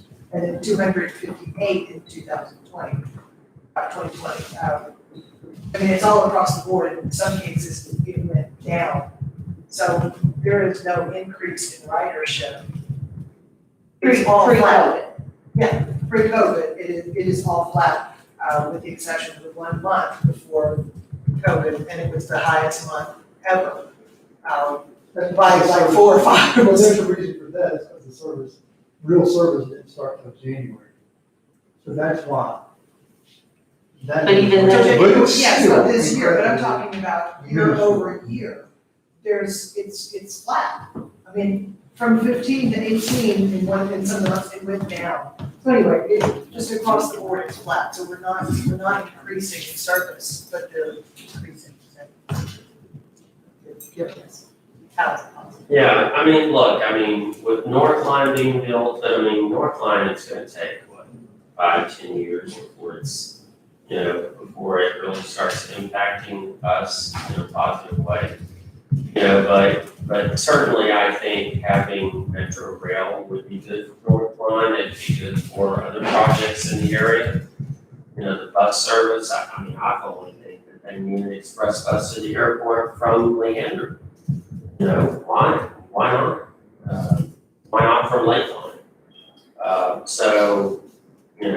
I think there's some things they could still do that would increase the service, the ridership. But I think for me personally, the funding mechanism has to change. Do I want to stay in? Yes.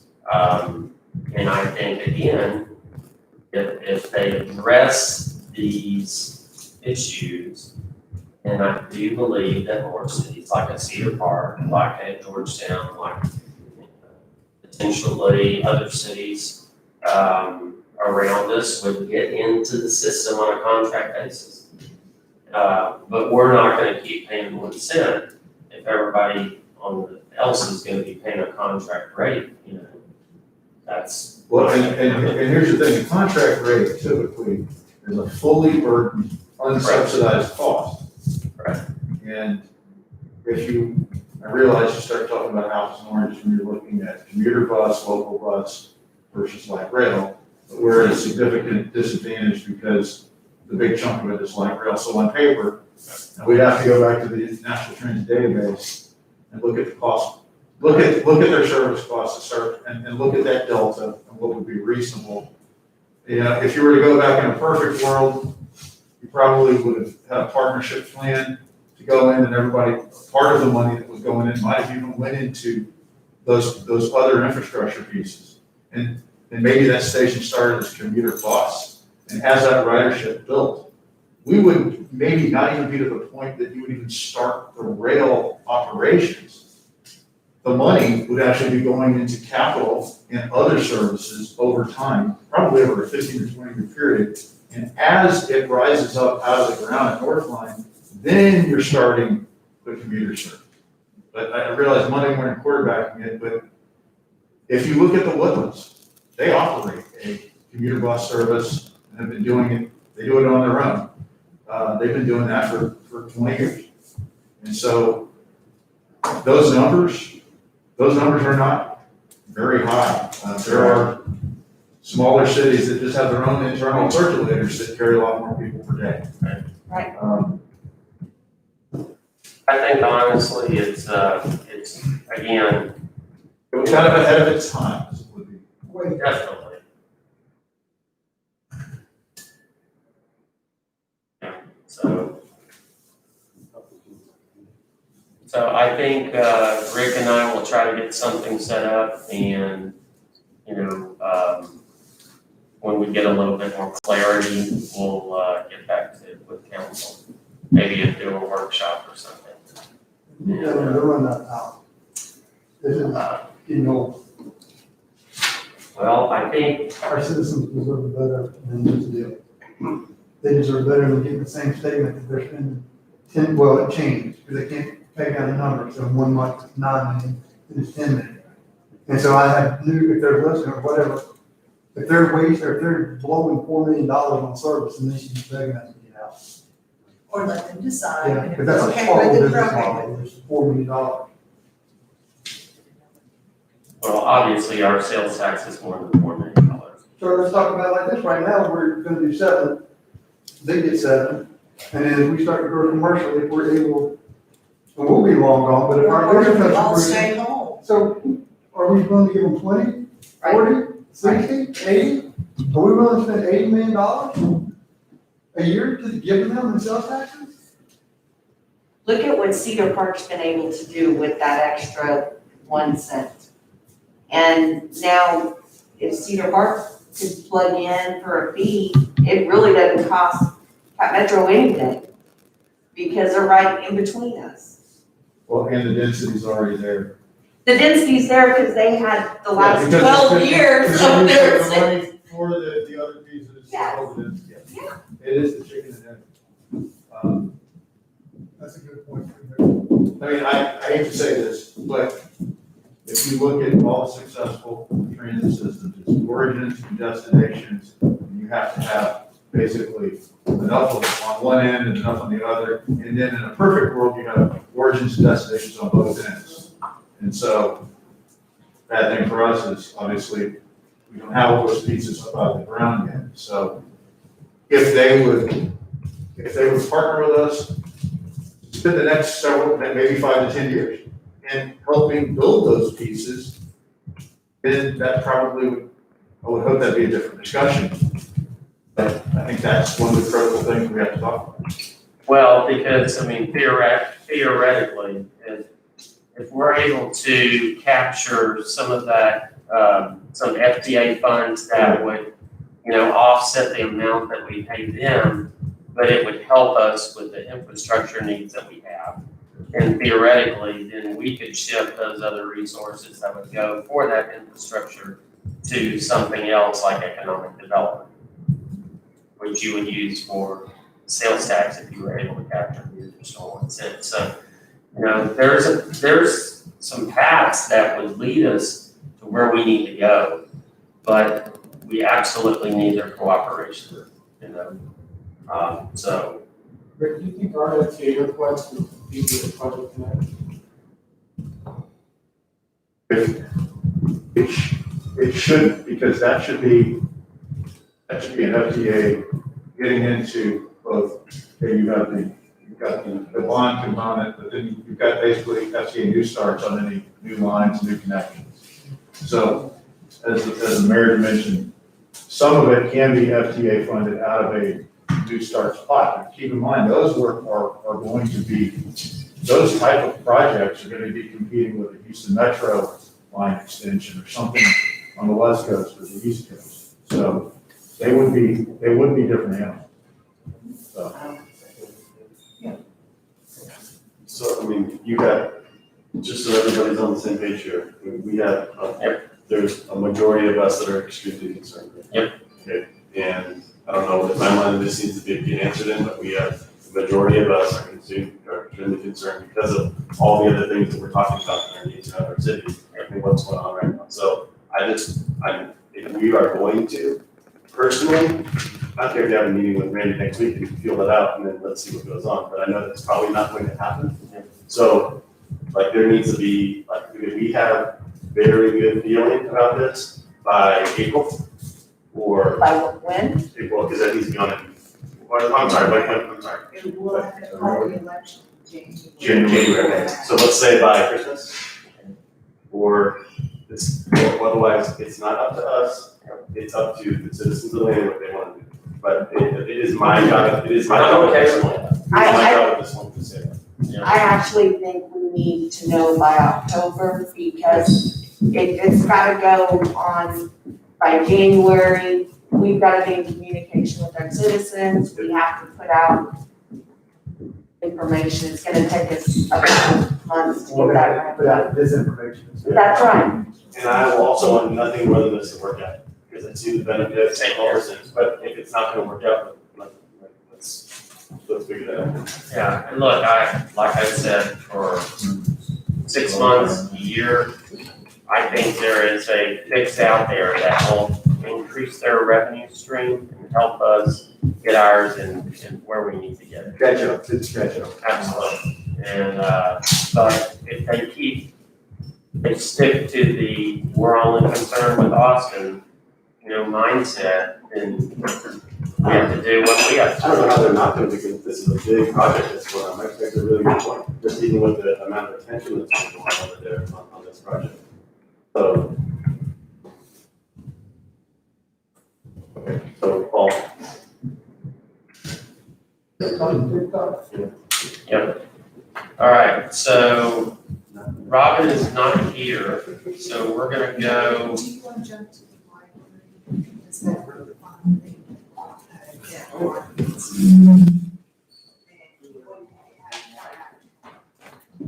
Okay. You get the day off tomorrow. Well, can we start this? That is true. Yeah.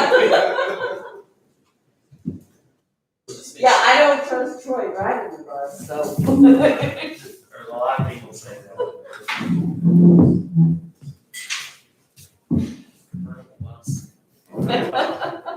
I remember that route around there. Yes. Mark, just add enough time. How long? 30 minutes. Oh, gosh, yes, I would say so. He's not ready. Just a while. Time waste. Oh, we take a break. I I feel like we've been in here for like. Yeah, I can't even remember the last time I went in the airplane. Been a while. Yes.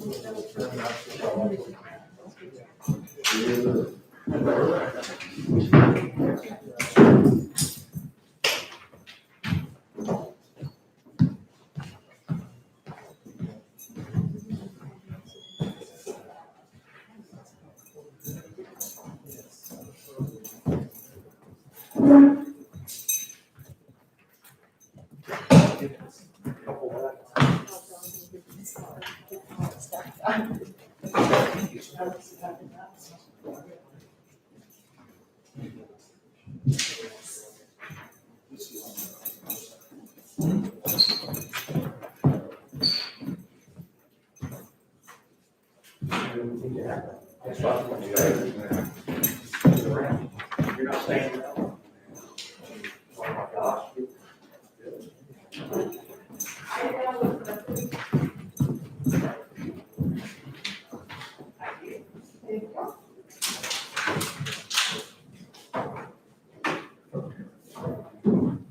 Page.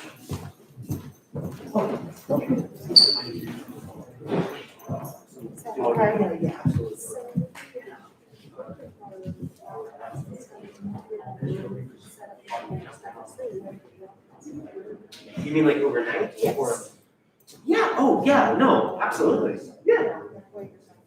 Yeah, because this door is not accessible to the outside, and I come off that one. Yeah, and I'm the closer, so I'll make sure I'll have the price.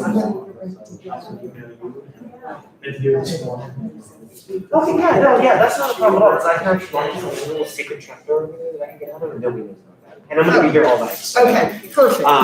My only concern, do you think, do you want us to reset the table pause, or do you think just keep them as is? Okay, okay. Yeah, absolutely. Right here, whatever you need to leave, we've done that very much past for several years. Absolutely. I'll look at your email while I'm sitting there. You're fine. I'm gonna ask the window. Have you on the journey? No. Okay. Gotcha. Stretch the bridge? Yeah, so, yeah.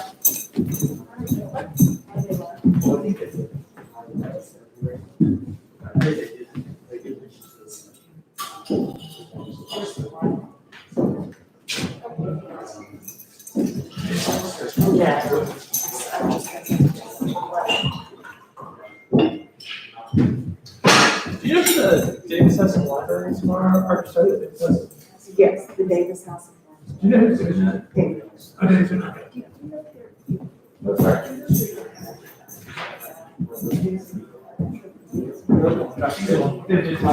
Oh, I can write for you. Yeah, that makes sense, because I'm like something.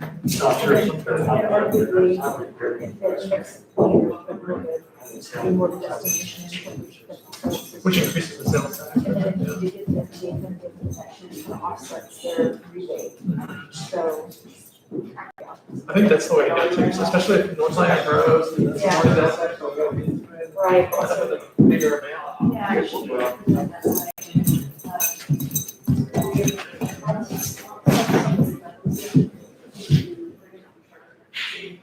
I still have this year, but it's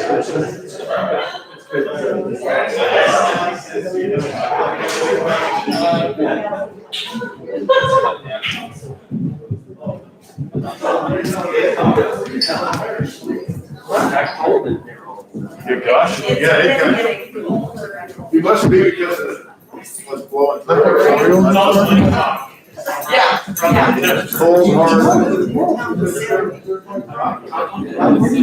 I did just. Yeah,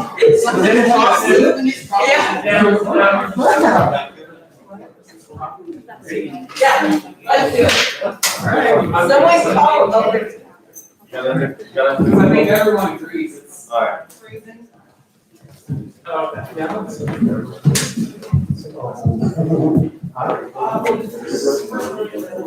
Sorry.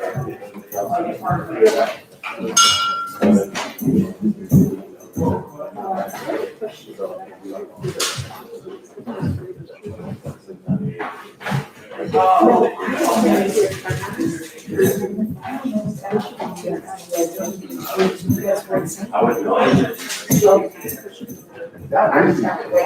She asked me that first time we do it. Right. And I would,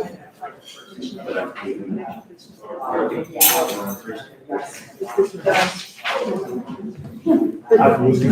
we don't need to talk about it. That's why I said it could take, you could take 5 minutes.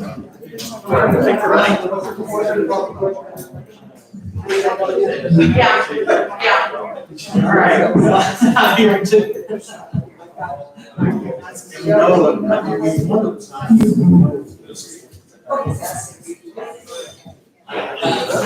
Yeah. But I was looking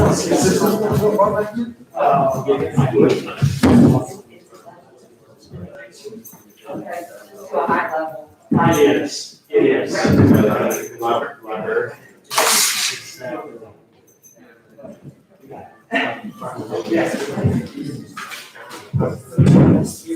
Oh, I agree.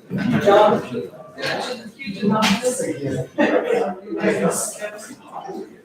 I've heard of it.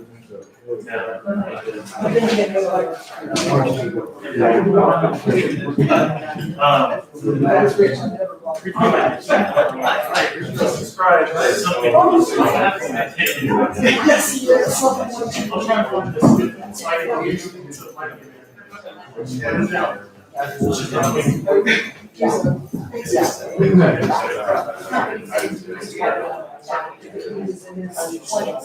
And they are also Leander College, was the first hires hired.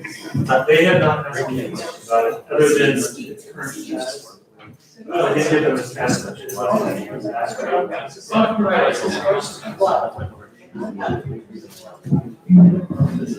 Model for the. And he moved right along.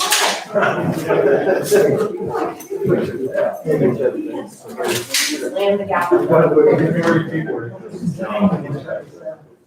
One of my favorite pictures. Oh, which one? What's up, Sid? That's the nice thing about the. You said that? You're silent, just looking at really discussing.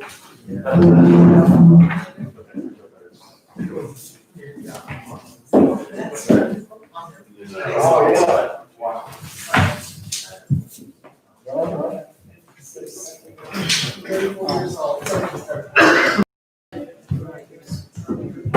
What? That should give you something to write about. Yeah, we're good to go? We're in.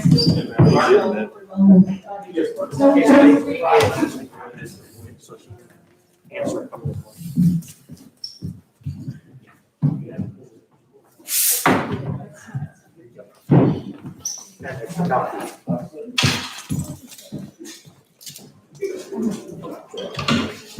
Well, we'll go ahead and get started then. So we did our comparison, as has been discussed. I believe it's brought up at a winter retreat. And maybe other times as well, is to look at the library operations and maintenance, comparing our contract with LSNS, and if we were to bring the library operations maintenance in-house. So I gave you that, that's the top sheet that you have. So LSNS proposed for this year, is approximately $709,000. We're talking about between LSNS and maintenance and repairs. I put all those together. So you know what the total, what we expend totally on the library annually. Because there are maintenance repairs, the city takes care of the utilities like credit card merchant fees and then some minor equipment that we throw in there. So I want you to be aware of the total budgeted amount that we put in different areas throughout the budget. LSNS proposed, if you'll see on the second line under personnel, they proposed, they have their Schedule A, which is $443,232 personnel. They requested a technology and information tech this year, 51.5, was what they put in. So that brought the total personnel request to about almost 500,000. We did not put that E&I tech into the basic budget that I submitted to Robert, because we're in the last year and a half, or last year and a quarter of the contract anyway. So I did not add that, but I wanted to add it in here because it was the number one request for us, okay? Because I wanted you to compare apples to apples, because city in-house proposal, which is on the right-hand side, you'll see that the personnel, but that includes, already includes our technology and information tech, okay? It's a little higher on personnel, however, and I'll get to the second page in a minute, we're gonna be paying our personnel, all the personnel, library personnel, much more than what they're currently making now. So I want you to be aware of that. Materials and supplies is pretty close. Software, we do have some automation things that we're gonna have to change over. It's gonna be pretty substantial according to Paul Preston. We typically already have materials and books that we supply as part of Schedule A. We reduced that just a little bit, but there's some wiggle room. Supplies, that's part of, they didn't have here supplies or office supplies or program. We put a figure in there to help with some of that, because we don't know where some of that was coming from, honestly. And if it needs to go more towards materials at the end of the day, we can do that. But we wanted to make sure that we were covering and putting in things that we felt like was the general operations. They just put a figure in of 63,000.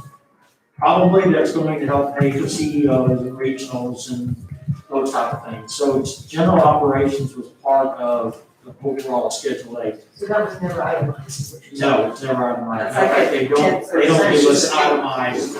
It's just the Schedule A that you see in your packet on your iPad is what they, what we get. So those things are, I mean, there has to be overhead for the company and stuff like that. We get that, but part of that is they're saving a lot of money on the personnel. They're paying their people $8 or $9 an hour, and and these general operations too, whatever that is. Then the city has maintenance and repairs, which are pretty across the board. I mean, this is what we budgeted for building maintenance 12.5 each year. We have a maintenance contract with cleaning, which is 18,000. Then we have the credit card merchant fees, and then some minor equipment, which is basically shelving, replacement of shelving, replacement But we know also that eventually, there's some of our chairs, seating, benches, tables, they've been in there almost, well, basically 15 years, and they're reaching their peak life. So we're gonna do some interesting work, if you want, whichever way you wanna go, we're gonna do some, I think we can find, enter into fundraisers, enter into, a library fundraising, program with our library foundation to help raise funds for But we didn't have to pay for that either way. eventually, but not this year. Right. Right.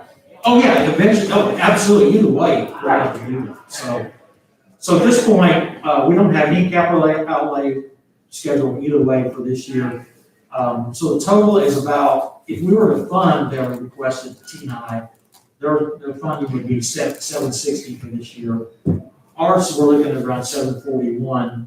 If you didn't fund the T&I, there was a $709. So we're a little bit higher, but we're right in the ballpark.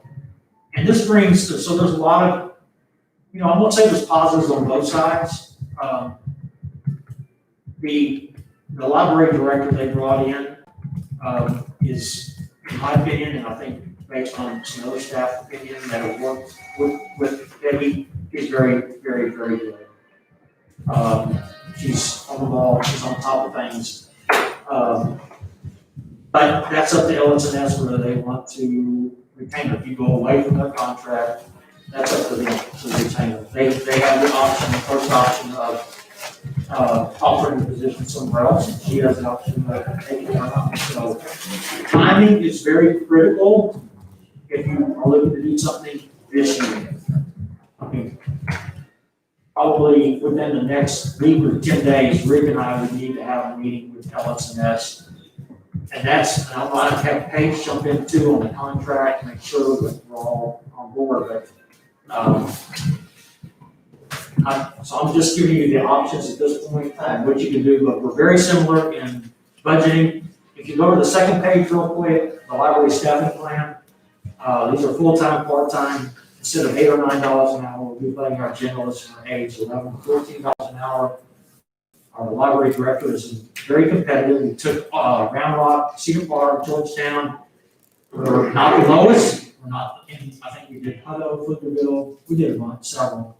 We're not the lowest, but we're not the highest either. Right, pretty much in the middle on most of those positions right there. But we got them into a good position. We felt like we could at least this first couple of years make a very nice addition to the library services.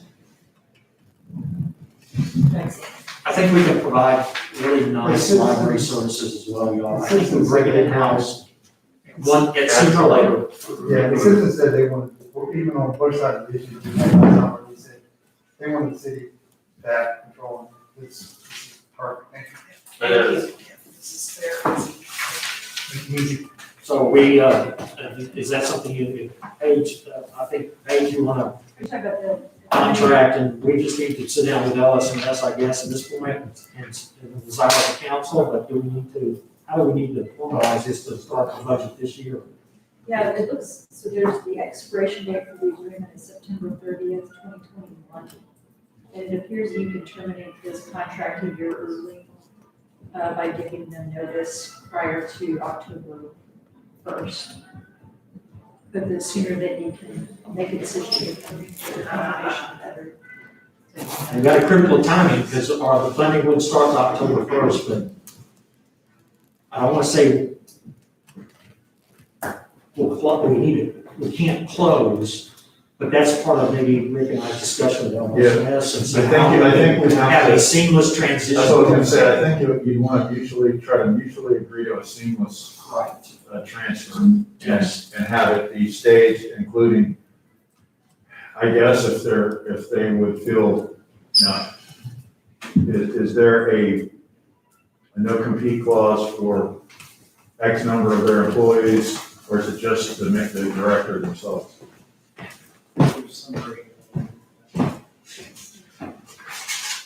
I know it's for the director, and it could be for some other full-time staff as well. the part-time staff are not part of that.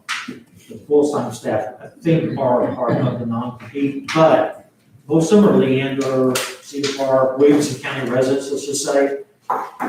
Probably they're not, outside of the youth library services director, I'm not sure anybody else would, you know, be willing to go to Miami-Dade County, for example, or California, Stockton, California, or Grand Prairie, Texas. They might, but So you're saying most of them would want to probably stay on if they I think could, they would as like, long as the I would think they would non-compete rather stay here. yes. wasn't in play. Okay. So on the non-compete clause, my legal assistant can't do his help. I wasn't paralegal. He was almost legal. Almost legal. So there is a non-compete clause. The city's not supposed to actively solicit to hire any employee of LSNS during the term of the agreement or for a period of 6 months after termination or expiration. Except that you can hire any employee or person employed at the library that does not accept an offer of continued employment and transfer by LSNS. So they've got kind of like different, right of first refusal. Right of first refusal to do Yeah. that. Right. Okay, that gives us some idea. I think I heard from everybody that you're ready to move forward. Okay. Gotcha. Thank you. Thank you. We're done with that poll. Without calling, We need to- there's no call here. I didn't even see heads nod or, you know. Shaking some gold.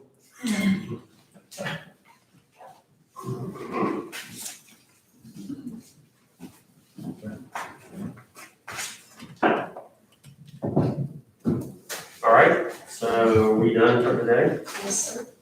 Or we got 6, 7, 8, Well, we got 10. We have 15 minutes officially. We can't talk about anything else though, right?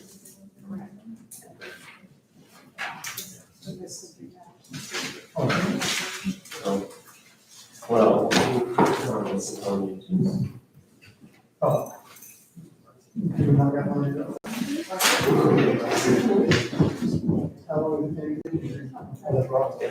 yeah, price, how accept, I mean, that's around, she said all day. I could do the pricing first. David left. I wish he wouldn't listen. People are starting to over the same on I guess you want to come back. I got church, man. Yeah, church women's, sorry.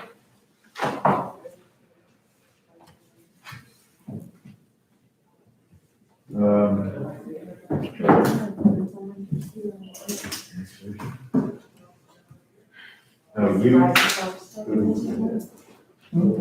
would you have to come back tomorrow?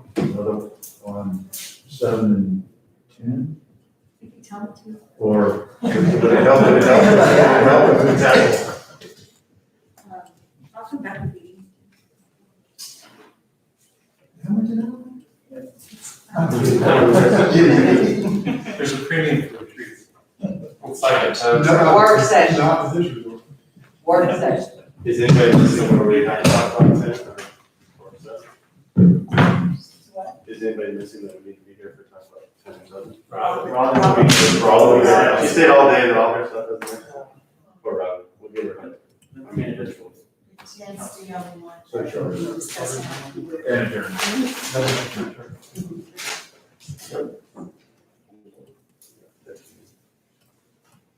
So which one would you be here for, charter amendment?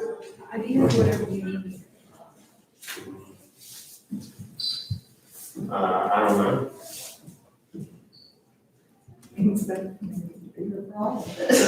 You started. But the meter doesn't run overnight, does it? No, just kidding. Honestly, I don't know. That chair all that? No. Security. Can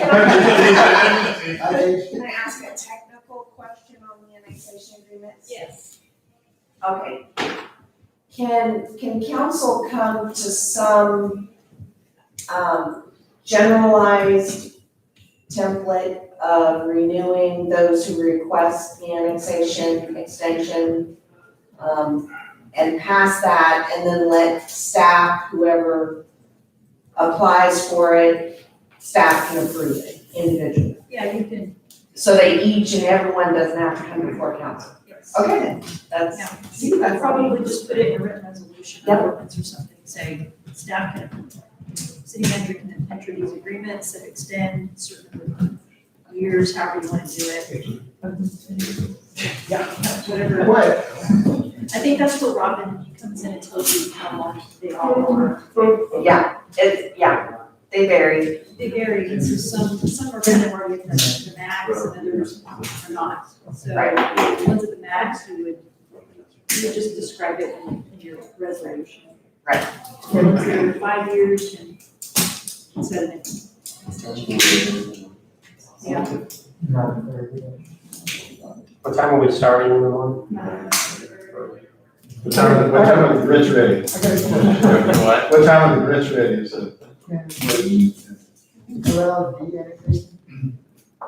Can we what? Allow de-annexation, You do what? The annex. de-annex. I mean, yeah, I didn't check the statute, they changed. You For some of these properties that haven't given services, don't want the services, we're not, yeah. Several people have asked me, and so I think if we could right or wrong, and I get it, I know why the city did it, I don't think it's people, but since we are not providing these services, and then even if we do have the services available, these people still have to pay to hook into it, right? And so, just curious if there's a mechanism for letting them out of those agreements and allowing them to go back to not being part of the city, and maybe try to coach them coming in like, they're not going to, but So before the law changed, the answer to that was yes. I would want to check to make sure that didn't change. Yeah. If you were going to do that, it's the easiest thing to do would be to probably do it by agreement. By agreement. And I don't know if you'd want to have something similar to what we have with the other property owners, which is de-annex, but when you develop, then you come to the city. yeah. That's just. These are the development agreements with property owners. We haven't annexed these properties, that's what the development agreements basically will try. These are not annexed properties. Right. That when the development agreements expire, they will be annexed, or if there was development on the property inside the contract term, they would. So technically, they're not annexed. No. So we could just terminate the development agreement. No, you can't. You have to renew the development agreement, keeps them from becoming in. That's part of the discussion, is how it works. Okay. But And what his question is very applicable, because I've heard it now over and over. If the city, at the 2.5 year mark of annexing them, did not provide service and did not apply or submit an extension for another 2 years, or 10 years annexed and still don't have service anywhere near them, then they apply for the annexation. Again, the law changed. I think that they're subject to the law that was in effect at the time of the annexation. We've had someone submit documentation to the city about that, and the response was that we have to be in compliance, out of compliance with the municipal services plan. The municipal services plan says that the property owner pays for the extension of utilities. It's under the law. Yeah, it's been tried in the city of Bryan and College Station. The case that went over and over and over again back up to the Court of Appeals, and it was, that's what the municipal services plan said, so the court said, you know, that's what control is. I thought Texas. we're looking into it, right? Yeah, so this is where routing comes into play. Some property owners may decide to just allow the agreement to expire. Some property owners may want to continue to be outside of the city's jurisdiction. Therefore, they'd be interested in maybe negotiating an extension or to re-up the years that are part of the original agreement. So there's little caveats to how we've negotiated with each property owner. That's why you see different timelines. Some are 5, some are 40 years, some are, and have different components to them. So Robin can kind of walk through Yeah, this. so it's kind of about what they knew when those agreements came out, right? The ones that really didn't understand, Right. they kind of got into the 2.5, you know, 5 years. 5 years. Sure, and, development, right? And so there's a way to write that. Yeah. Right, I mean, You can as a council look at those agreements and you can decide if you would like to extend them or to extend them. And so those that had attorneys included stuff in theirs that were, Yeah. you know, I can build a house for my, you know, daughter so that she can come take care of me. And I can build a barn and I can do other things. The standard one from the city said, no construction at all, or if you do, then you're automatically annexed. Those are the wrongs we need to right. And then, For consistency. yeah, Yes. and Robin can address how all that, with all those bullet points. And she had brought this up. Oh, I'm glad you're talking about that. Oh, yeah. That's awesome. No, that's awesome. Yeah, she and I have been talking about it for a couple of years. Yeah, we had at least one of them. Because all of my neighbors, all of my neighbors are the elderly that, ask me every week. Yeah, we In talked- fact, he asked me yesterday. We talked about it pre-COVID, and then I think that might have thrown us off. And I assured him, You just tell them no, they said you won't do it. So we'll start with annexation and Bryson and charter, is that? Charter, first, I think. And development, Or charter first? okay, first, and then it's development. So that's next for development process. But is that like a Another six? process. We'll go up. Okay, that, okay, It's charter, 1, 2, 3, so we have 4 items. okay, so that's really, charter will be and closed. 6 is gonna take so long, that's probably why most of the staff said they were gonna go run and go to sleep or something, but. They're drinking. They will after that. So just know where y'all know where you're going for dinner, before you're adjourned. It's at Inn on the River at 602 Center Circle. So it's just down the main street here, and then you'll see the sign for Inn on the creek, and you'll take a left, and it's on your left-hand side. You'll see. Is it driving or what? It's, you walking or driving, but it's going to rain later, potentially, so it's a matter, I've walked it from here to there without a problem. At what time, 7? 6. She's our teacher. Bus man. Well, she's I'm gonna walk once. I'm perfect. You're going home, Say for dinner. So- Oh, that's good, that's like less than half a mile. How about the bus? What is it? The bus is. It's just right down here. You said the neighborhood, get on the river, get on the river. In on the creek, sorry. We believe in mass transit. yeah, we do. Hi, y'all. It's a life. And your binders, you don't have to take them, you'll take care of them. So the time is 4:57.